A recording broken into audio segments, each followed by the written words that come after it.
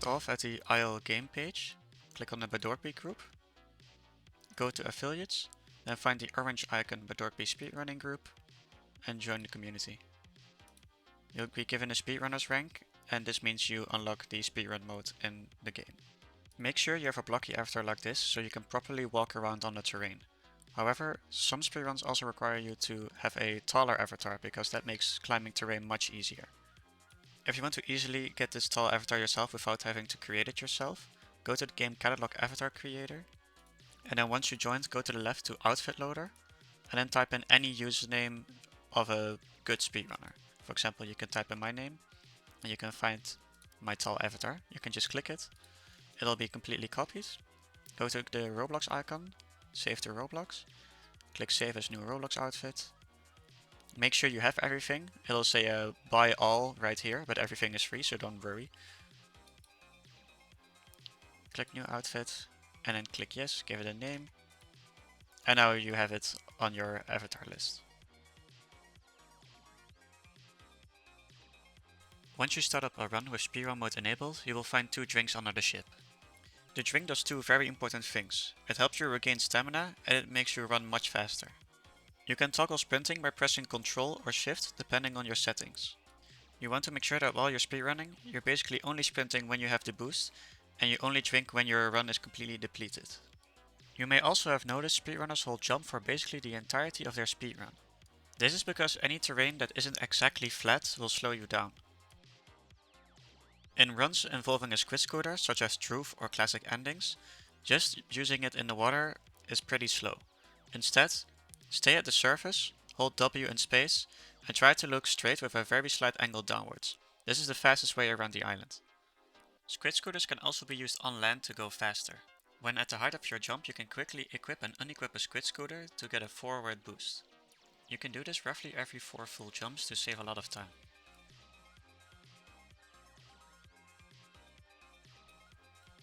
Create a lobby, turn on speedrun mode, and start a game. As you load in, zoom in entirely, hold shift lock so that you don't have a camera shake, angle slightly right. This will set you up for a decent ship exit.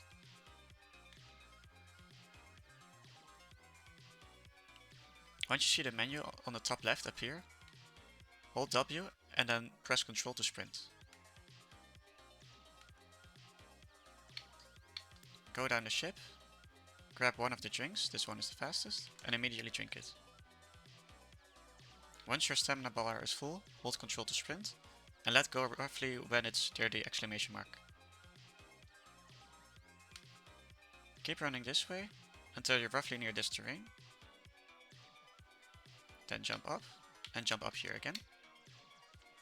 And then run this way toward the fishing hut.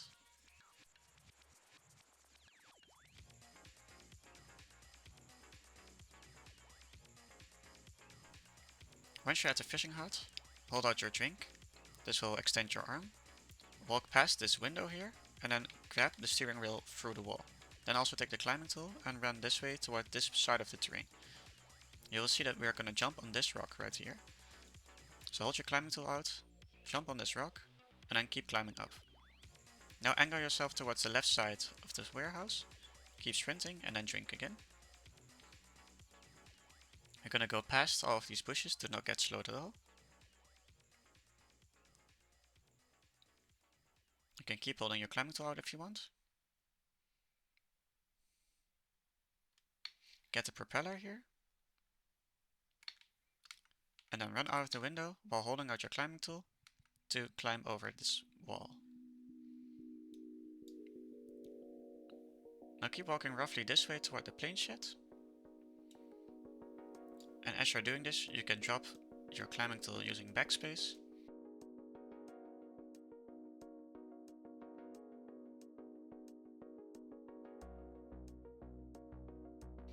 When you arrive at the plane shed, hold out your strange drink. Drink it right before. Grab the plane wheel. Then run all the way toward the plane. Put in all the parts. Wait 2.15 seconds. And take a seat.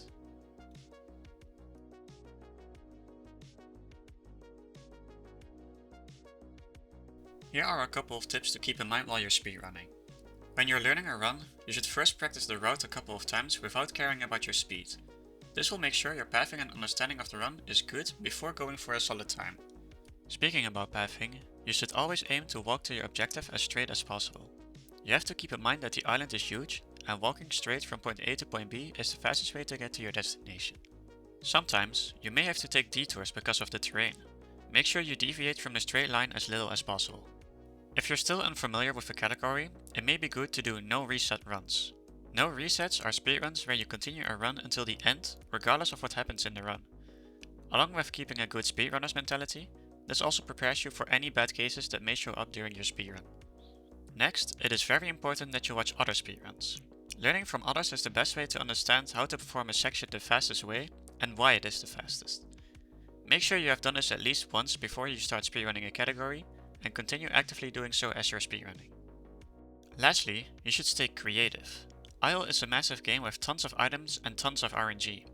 You may be able to take advantage of specific situations that you would not come across on the average run. If you find an extra LAN launcher, take it with you to save time. If you find a climbing tool, perhaps you can use it to save time scaling a mountain. Being creative sets you apart from the other runners and gives you a big advantage over others. And that's it. I hope this video was useful for you. If it was, be sure to subscribe. See you on the leaderboards.